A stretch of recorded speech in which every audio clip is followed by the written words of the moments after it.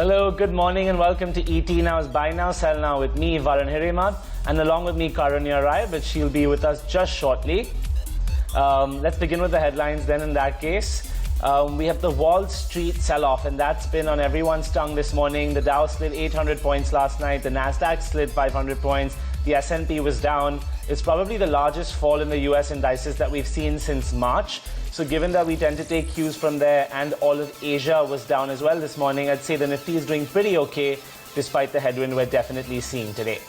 Now, coming to some more global cues, oil prices are at a one-month low and gold prices are near August lows. So we've seen a lot of volatility here, perhaps more with gold than we have with oil. But nonetheless, as of last night, both of those are trading towards their lower recent averages. Now then, bringing you just a Nifty update. The weak global cues again are dragging Nifty lower, so 11,400 unfortunately. We were just used to a one-way streak over the last couple months, but today we're getting a bit of a reality check, and the PSU Bank and the realty indices are among the top losers here. Now coming to the next subject, which leads on from what I just said, the banks are in focus and the PSU Bank Index is one of the biggest losers today. If you're wondering why that is, two very key important developments in banking. Yesterday, the SC passed an interim order on the moratorium interest waiver case. So basically, there'll be no further recognition of NPA from banks for loans that were not classified as NPA up to August 31st. So that raises all kinds of questions. While it does mean that there may be no slippages for banks in the near term, one does wonder why that is being extended when the moratorium has officially ended. Secondly, there's a loan recast coming soon, and the FM has asked banks to roll out their individual loan resolution plans by September 15th. So these two developments have got the banking index in check today. Otherwise, that was also recently, if you remember, over the last couple of weeks, tending to outperform Nifty a fair bit. Then finally, switching gears from financials towards telecom. They'll be raising money today. Vodafone has a board meet. There's all kinds of speculation, $1 billion, $1.5 billion, but nonetheless, that stock was up 49% in the last two trading sessions, barring today's fall. It was up some 25% yesterday, I think. So that has done tremendously well. Now it'll be interesting to see if the fundraising comes through, and that is likely to impact Bharti and Reliance as well. Let's remember that. Then moving forward, Reliance in focus. Silver Lake, a fund may be looking to buy $1 billion stake in Reliance Retail. So this is report-based right now. It's something, though, that's got that counter in focus. Karunya is now with us. I'm going to let her walk you through the market fine print for this morning. Over to you, Karunya.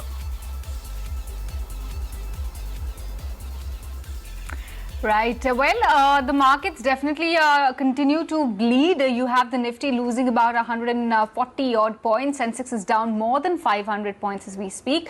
Broader markets are also witnessing some selling pressure. Definitely the quantum of losses there is relatively smaller, but still quite significant, I would say. Mid-cap index is down by about 0.8% and small cap index losing about 0.7%. So just a handful of gainers really amid all of this, selling that we're witnessing at large in the market. You have a Nifty bank lose 450 points, biggest sectoral loser in trade, followed by a Nifty PSU bank as well. The quantum of loss there is quite similar, down 1.9%. Nifty Realty down 1.8%. You have FMCG names also witnessing some pressure, down 0.8%. Nifty IT is also down 1% in trade. What's actually managing to stay above the water right now is a Nifty Pharma, which is logging in some modest gains right now, up about 0.4%. In fact, in the last half an hour or so, you have the Nifty Media Index and the Nifty Auto Index also turned positive. Nifty Auto is up 0.5%, so is the Nifty Media as we speak. Like I said, handful of gainers. You have Bharti Infratel and Maruti Suzuki, both gain in the excess of 2.5% each. Some marginal gains coming in for Z Entertainment, Mahindra and Mahindra. But on the flip side, there's a long list of losers, all of them from the heavyweight index.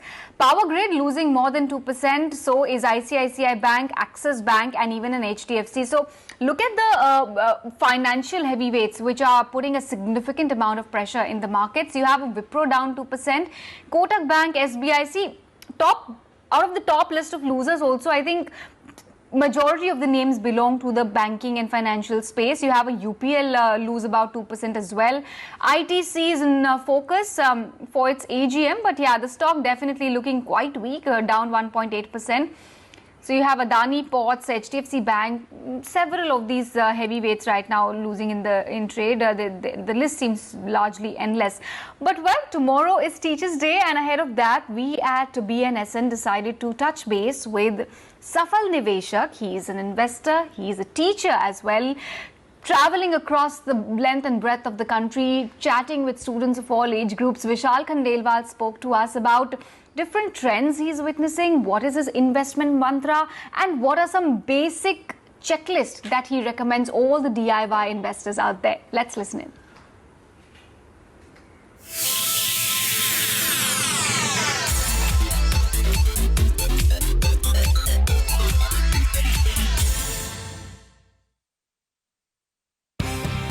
The first thing which I talk to students or people who want to learn about investing or developing the right mindset is to first know themselves, whether they are attuned to long-term investing, whether they're fine investing for the long term, where they're comfortable letting them compound over a long period of time. Right. So what are your go-to investing principles? I mean, there are some lessons I'm sure that you really swear by. If you could talk to us about some top 3 or top 4 of your favorites or your go-to lessons. So I think the very first lesson definitely is to survive. I think if someone wants to really do well in long-term investing, he or she first needs to know how to survive that long-term, right? So like Buffett never lose money is the only rule of investing. So I think knowing what you should not be doing as an investor is one lesson which I've taken to heart and I practiced for years now. That's one of the most important lessons that I practice and I can teach to anyone. The second is definitely about the power of compounding, the power of long-term compounding, which comes along with patience. So having the right kind of patience to deal with the markets ups and downs over a long period of time, sticking with good quality businesses over a long period of time, and ignoring the short-term volatility. So these couple of principles, and of course the most important principle that is of margin of safety. So we are often unlucky, we often make mistakes, right? Things can go wrong beyond our control, right? So it's very important to have adequate margin of safety, or that margin of error when you're investing, and that applies to every area of life as well. So I think these 3 are the most important things for me as investing principles. All the retail participants that are today entering the market in such a big way, a lot of them happen to be very young traders, first-time traders. So for these guys, how can we emphasize, or as someone who's also looking at things from an educational side, how can you show them about investment as, being something that should be a part of everyone's integral lives rather than just someone who wants to build a profession out of it, Yeah, so I think you cannot really, so as a teacher or as someone who wants to make people financially literate, you cannot really appeal to logic, right? You need to appeal to the emotion. And the emotion of not being able to build adequate wealth to meet their financial goals if they don't start investing now and investing sensibly now. I think that's the way the thought needs to be put across. So teaching them about power of compounding, teaching them about patience, right? Talking about that, right? Rather than stock tips or rather than what to buy, what not to buy. I think what to buy, what not to buy, how to analyze businesses can be learned in 6 months, right? Of course, you need to master them over a period of time, but how to not do anything and sit quietly with patience, right? It's a terrible thing. It's the most difficult skill that you can really build up as an investor. So teaching students whenever you are interacting with them or teaching people how to build that right kind of patience, and what if you don't build that right kind of patience, what happens to your wealth creation over a long period of time. I think these are the most important lessons that you can impart to anyone who wants to set out on investment journey, or I think everyone, because everyone wants to save money, everyone wants to grow their wealth, to meet their financial goals. So I think these are the most important lessons you can teach. What they say is that market is a brilliant teacher, and a lot of people out there tell you that if you want to learn the art of investing, if you want to participate in the equity markets, then you have to deep dive right into it. What is your sense on this? Is it a good idea to sort of, learn on the job sort of a thing, or should you do some amount of solid homework before investing? No, I think some amount of solid homework is definitely required. It's like swimming, right? When you say deep dive, as a first-time swimmer, you're not going to dive at the deep end of the pool, right? You also need to wet your feet. You need to understand how you can float and how you can survive in the water, right? Then only after you practice for a lot of time, you have to deep dive. The same applies to investing as well. When someone is starting out as an investor, he or she, and if he or she wants to really invest in stock markets as like direct equity, they must first understand, as I mentioned, whether they have the required patience to hold businesses for long term.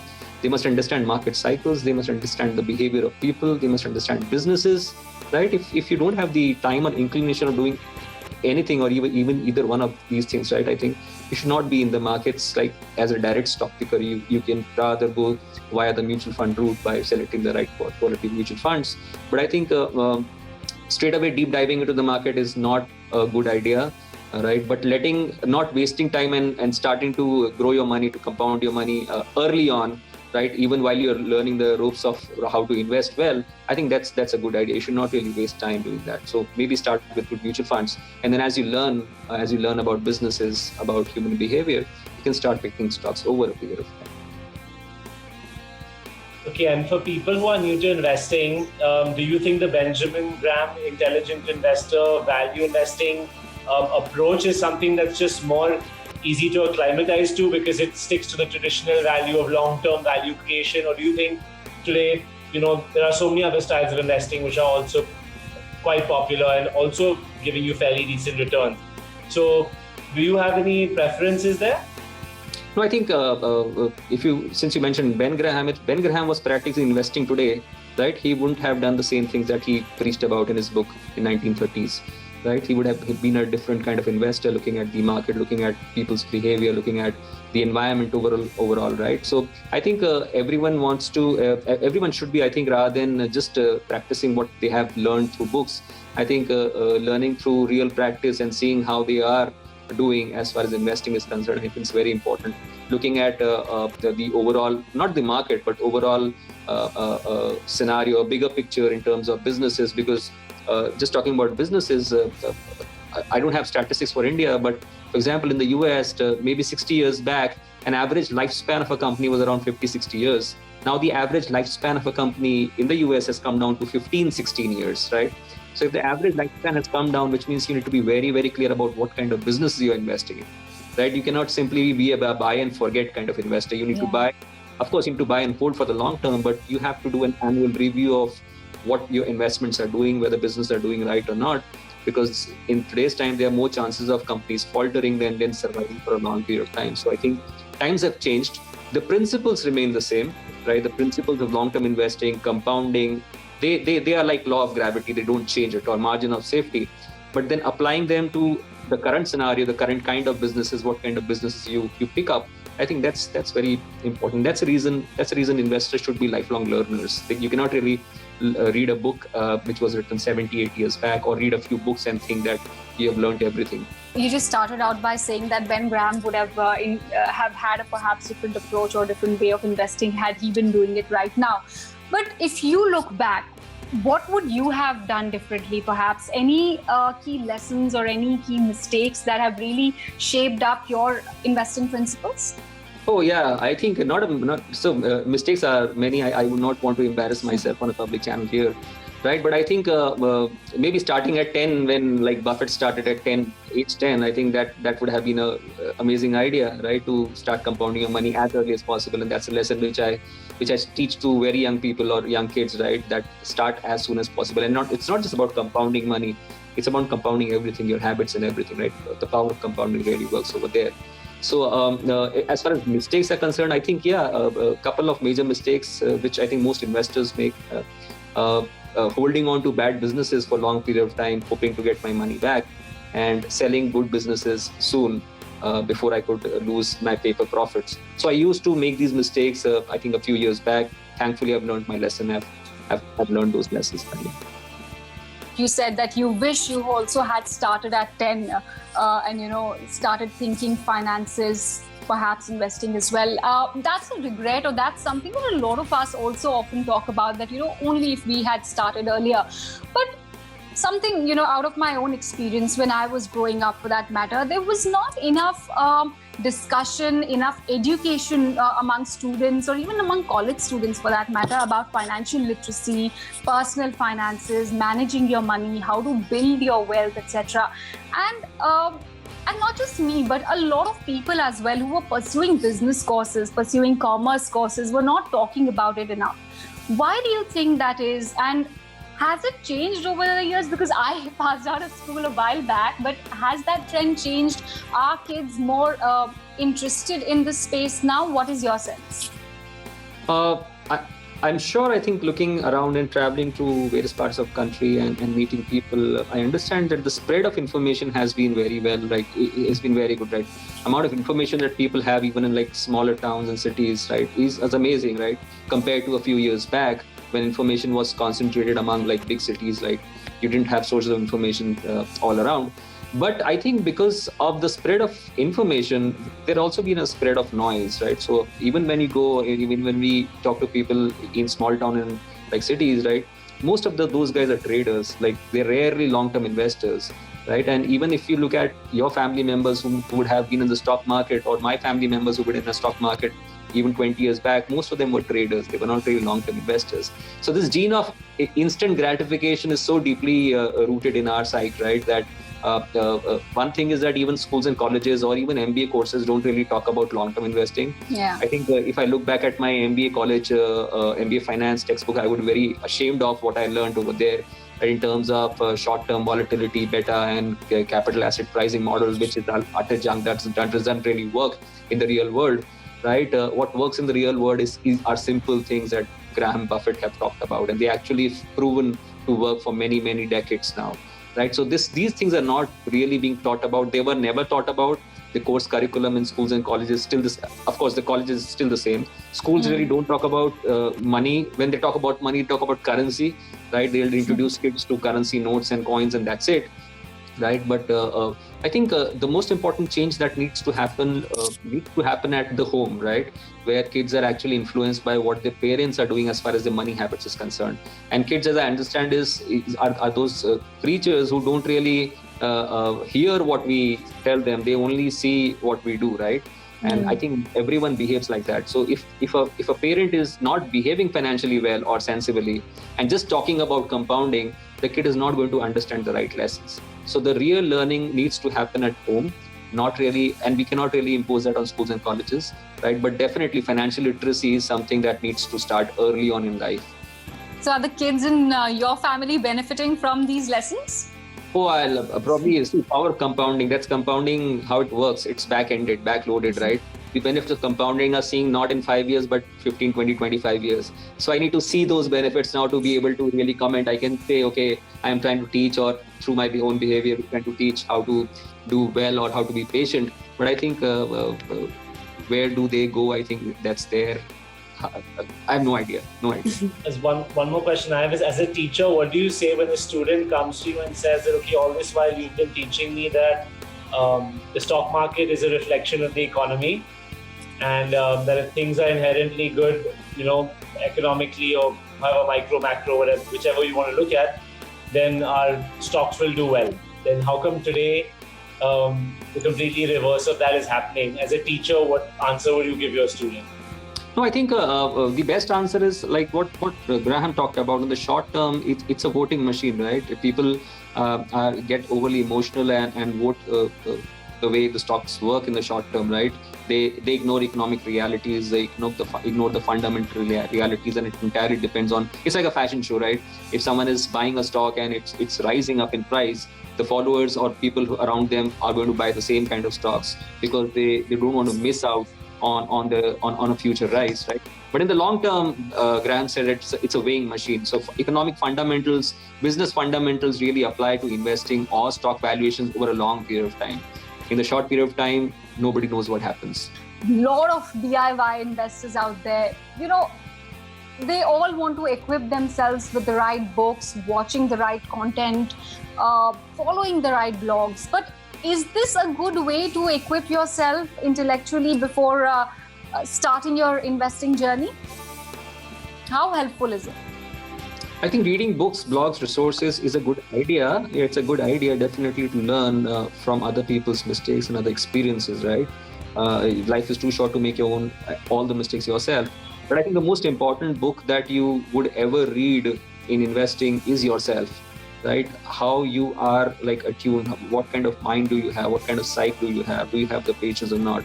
Learning about yourself, I think that's the most important resource that you can really have as far as investing is concerned. And of course, there are books, there are super texts written on investing by legendary investors who have proven how long-term investing works, and they have actually shown it. They have actually been teaching like for generations now. So I think it's very important to take up those resources rather than reading all the kind of books that you get across. It doesn't make sense. I think rereading the most important stuff that is already written in investing 50, 60 years or 30, 40 years back, I think that is something which I would advise to people who want to start learning about it. But I think most important thing, first learn about yourself.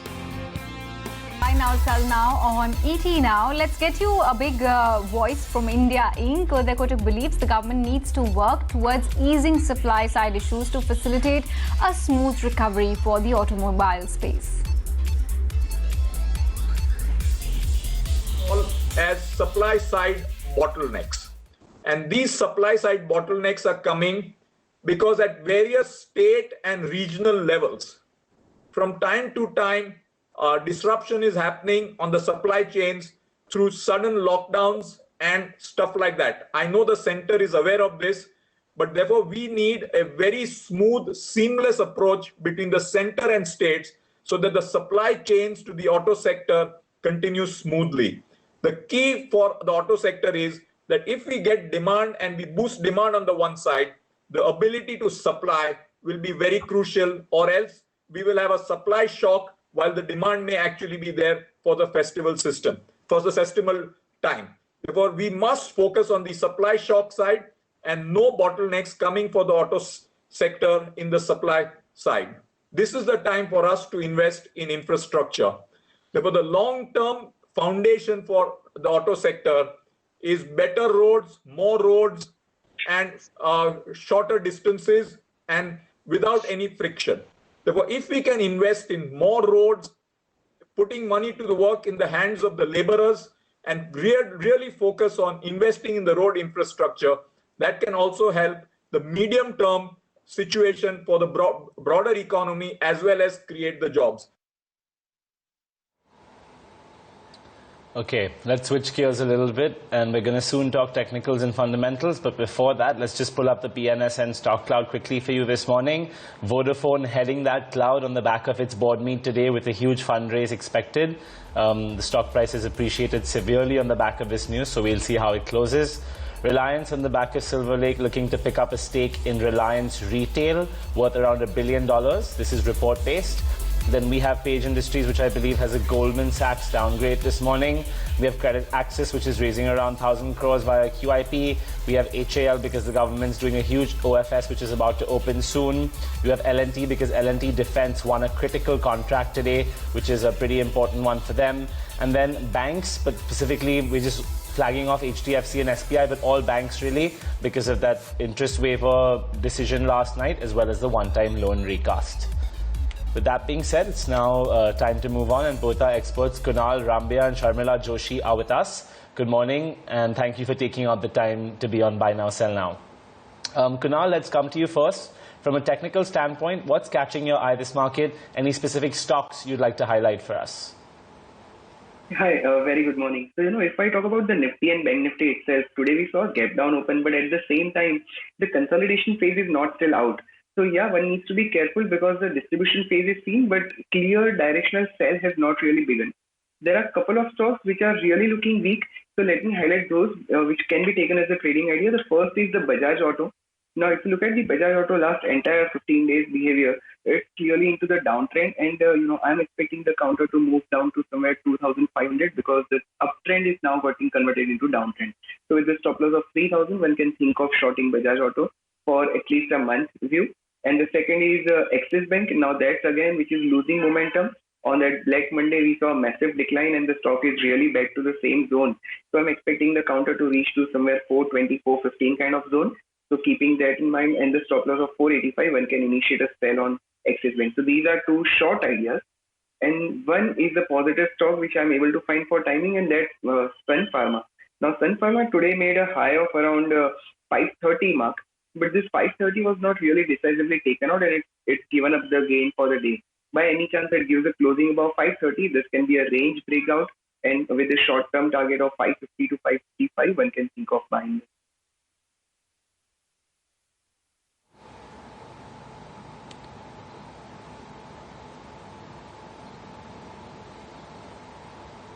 Okay, thanks for that, Kunal. Sharmila, hi. What's catching your eye this morning? Any particular stocks you think? And would you be going long or short right now? Well, yes, market does seem to have entered into some sort of a consolidation or a tentative zone. So I think we definitely need to take cognizance of that fact and wait for things to really settle down. So I think going forward, the theme of playing mid caps, and within that stocks where there have been some positive developments which could affect their earnings positively going forward are what catch my eye. One is, of course, the alcohol space, because in this the unlockdown 4.0, we've seen that restaurants and will be able to serve alcohol going forward. So I think Radico Khaitan is a stock that can be looked at. It is a leading IMFL manufacturer. They have a pan-India presence, plus they have key brands. It's available at fairly decent valuations at this point in time. So I think Radico Khaitan could be one stock. Then again, I think riding on the back of the fact that tractor sales have been extremely positive for August. And that has sort of been the agriculture rural theme has sort of been a continuing theme over this lockdown. Even in GDP, we saw that it was actually the agriculture piece that was the saving grace. So I think going forward, M&M Finance is which has a largely sort of a rural presence, and they do cater to a lot of sort of the rural presence in giving finance, etc. That's a stock that can be looked at, and again, it is available at very decent valuation. So these could be two stocks that I would recommend with a sort of a medium-term investment horizon.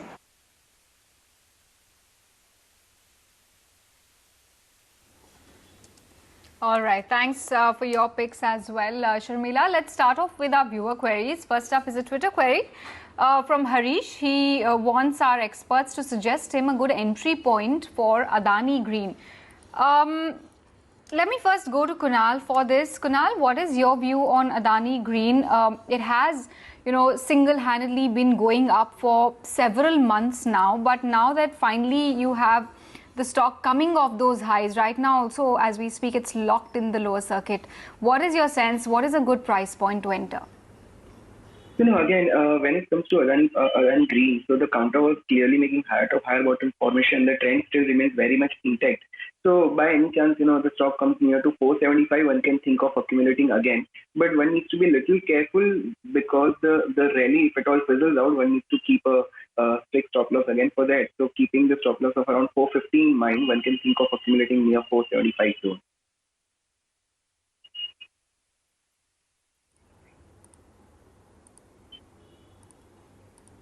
Okay, Sharmila, what is your view on Adani Green's fundamentals? What's a good time to enter? Anybody entering into Adani Green or anything for that matter which is related to power or any green energy or that kind of field, because I think that there are still too many concerns. There are a lot of companies which are including Adani as the entire group is fairly the leverage is fairly high. And again, as I said, this I don't think is a very attractive sector to be investing in at this point in time. So for me, Adani Green is an avoid.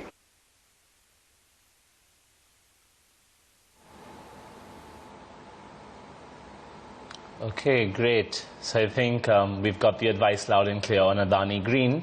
Let's move forward. The next one we're going to be looking at is Tata Consumer. And we have Nilesh Misra from Hyderabad who's written to us. And he wants to invest at Tata Consumer, but he's a bit late. He wants to get in right now at the current market price. And he's looking at things from a short-term view. So Kunal, given that he has a short-term outlook on things and that stock has rallied tremendously, do you think there's a case for him to buy here?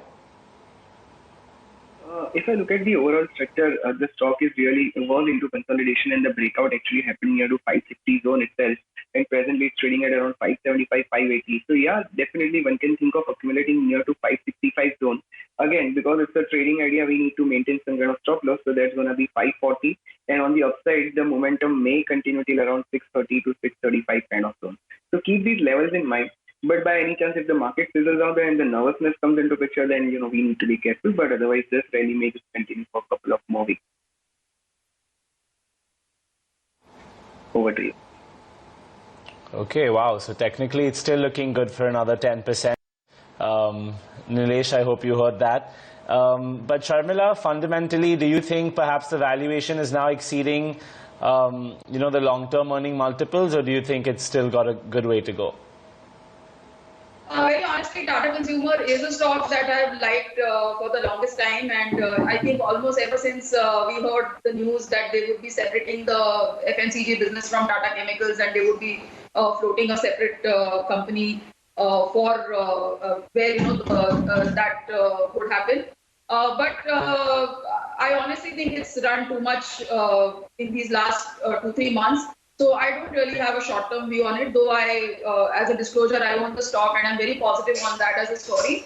But it's not a stock that I recommend at current level.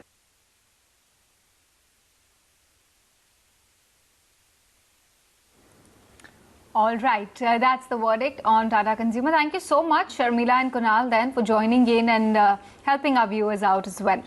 Meanwhile, we did catch up with market veteran Vijay Kedia earlier on in the day. He shared his views with us on mid-cap bull run, whether it will sustain or not over the longer term. He mentions that the idea to remain invested in mid-caps is, something that does look exciting for now. So let's listen in to the insights he shared with us. This is what I have understood and what I have experienced in my life. That evaluating this whole market on the base of movement of indexes is totally wrong. It's a myth. Let me give you a few examples. Like in Nifty IT index from 2000 to 2020 has appreciated 8 and 9 times. Infosys has also appreciated 8 and 9 times. TCS has appreciated 15 times, more than 15 times or 20 times. Wipro is same, 2000 level. So if somebody had invested in Wipro, looking at the Nifty IT index, then he would have really lost his fortune. So I think this narrative is totally wrong. Bull market is always there. As I had said earlier, also it is like a sunlight. It is somewhere there in the. Well, we've been getting some interesting commentary from the sidelines of the CM conference. Earlier on the day, it was Uday Kotak. Then we had Minister Prakash Javadekar also speak about GST, scrappage policy, etc. Right now, Minister Nitin Gadkari is speaking. Let's cut across to that. Road safety and regulations. This is also very important. We have already cleared the bill of road safety from the both houses of the parliament. We are now implementing these all rules and regulations. And I am confident that by which we can reduce the number of accidents in the country. The Tamil Nadu government has successfully, with the cooperation of World Bank, reduced the accidents and death by 25%. So my target is, I am very much sensitive about it, where I need your cooperation also. And regarding the manufacturing of automobiles, some regulations, rules, whatever, we have taken a decision, but we are very open. Anytime I will suggest you, if you have any legal, logical, ethical points where you feel that it is the time for government that we should rectify our rules and regulation, we are open and we are ready for discussion. As far as the alternative fuels and fuel choices, that is also important. You know the problem, we have 7 lakh crores of import of crude oil. Regarding the mission of Atmanirbhar Bharat, that is the reason that we are now encouraging the alternative fuels. It is biofuels, ethanol, methanol, biodiesel, bio-CNG, electric, and LNG is the fuel for the future. For the transport, we are encouraging LNG also. We are giving, already fixed up the standard for hydrogen fuel cell and the electric. These are very important sectors. And I'm really giving thanks to you and the industry and the research, the way in which it's going on. It is really very, very remarkable and historical. So in the due course of time, we will be capable to use all this fuel, which is going to save our foreign exchange and create more employment potential in the country. I am one thing I am very much sure about it, by changing the technology, you will get more orders for export because export potential will be increased.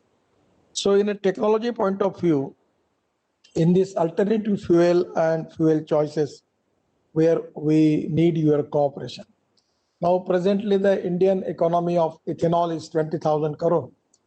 Our idea is to make this economy of 1 lakh crore. I will request you, one of the pending issue from last many days is pending in India. Actually, in USA, in Canada, in Brazil, they are using flex engines. All these automobile brands are present in Brazil, Canada, and USA, and they are making flex engine. Now, government has taken a decision. The company who have a worth of more than 250 crore, they can start their own pumps, petrol pumps. But the condition is they should have one alternative fuel pump also. So my suggestion is now we are allowing to making ethanol from rice. We have very surplus rice and food grains.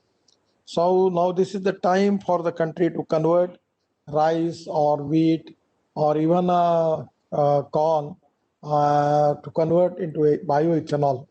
So we are going to increase the productivity. For that reason, my request is to seriously, I will request to all of you that this flex engine technology, which is already a proven technology, and already your brand companies are using all this technology in Brazil, USA, and Canada. Why they are not starting this in India? Because by starting this policy, this can be very much important for the country for reducing pollution and reducing import. I will seriously request you to think about it. There is only some filter from Bosch is there, and that is only by making that it can be already proven technology with all the BMW, Mercedes, Hyundai, Honda, Toyota, and Suzuki. All are present in Brazil, US, and Canada, and their vehicle of these types are already there. My request is you start. There is no need for research, no need for addition of anything. It is only the same engine, and only by using only. Okay, some important comments coming in from Minister Nitin Gadkari saying that the government is keen on helping the auto industry to rebound from the slowdown and also to start increasing their role in the exports. In 2 years, they'll be able to start the Mumbai-Delhi Express Highway. Another important statement coming in. Slipping into a break here, more updates on the other side. Stay tuned.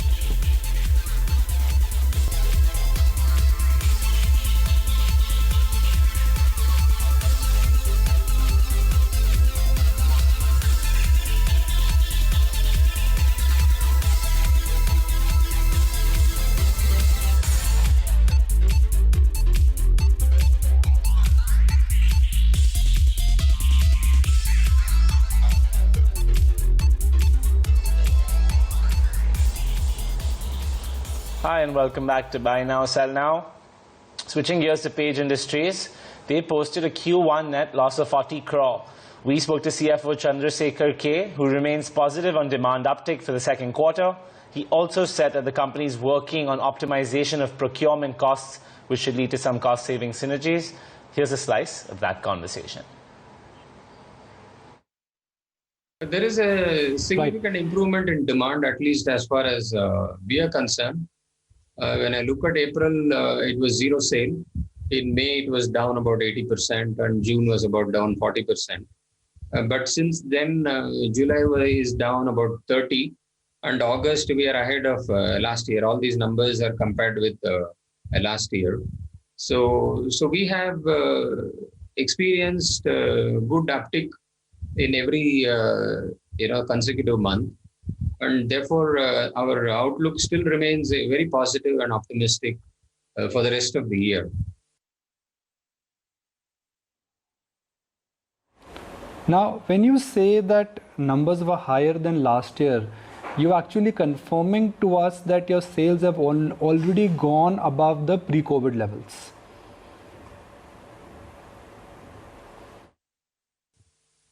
Exactly. As far as August is concerned, yeah. So is this a pent-up demand which came largely because of the lockdown, or do you think this is a trend in making where sales have genuinely normalized and the consumer in a sense is back now? I will not hasten to say that it is a pent-up demand, because the build-up has been gradual. Q1 was only hardly 1 month sale. But since then, I think people have learned to live with COVID and manage their life and work around it, and the demand is coming back. For your information, the secondary sales, which is the sale from our distributors to the retailers, is more than the primary sales. So all the indications are that things are getting to as far as good as normal can be. One large change, Mr. Chandrasekhar, what you've reported for the quarter gone by is a big uptick in your e-commerce sales. Is this a trend in making? And if this is a trend in making, how will this be a differentiating proposition? Because if you're selling more towards through the e-commerce platform, then your entire distribution cost changes, then your entire channel partner cost changes, then your retail cost changes. Is this a trend in making for Page Industries? In terms of e-commerce, yes, if you look at July and August, they are much better than 10% of the total revenues. And the growth has been very significant. In fact, the growth over last year of e-commerce is somewhere in the range of about 200% comparative period last year, July, August. So I'm talking about July, August more than Q1 to give you a sense, as to where the market is headed. Okay, we also spoke to market veteran Saurabh Mukherjee, who shared his top pick ideas that could help you get rich. Let's listen in.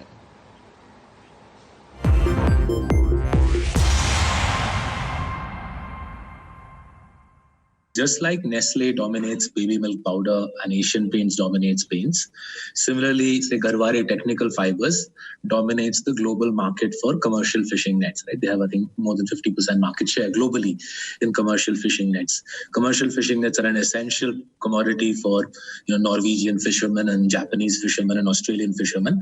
And Garware Technical Fibers is their chosen vendor. Right? So if you buy the dominance of Garware Technical Fibers, and there's a whole bunch of reasons why over the last 20 years, Vayu Garware from his Pune operation has been able to build this fabulous franchise. But if you buy the underlying barriers to entry that Vayu Garware and his firm have built, then obviously as the world recovers from the pandemic and our country also recovers from the pandemic, you'll see a nice story playing out here where a market leader continues to chug out 20-25% earnings growth with return on capital significantly above cost of capital that throws off cash flow, which Garware puts back into the business and carries on growing this niche market leader. So we've discussed on your program several times GMM Pfaudler, so I don't want to repeat that again because it's a story that I think your viewers now understood very well. But a Garware Technical Fibers or an Alkyl Amines, these are all companies with dominant, by dominant I mean 50, 60, 70, 80% market share in niche industries, and hence they behave very similar to an Asian Paints or a Nestle. They give you steady compounding over long periods of time, and that will be especially relevant as the world and India comes out of COVID and the economic recovery proceeds apace.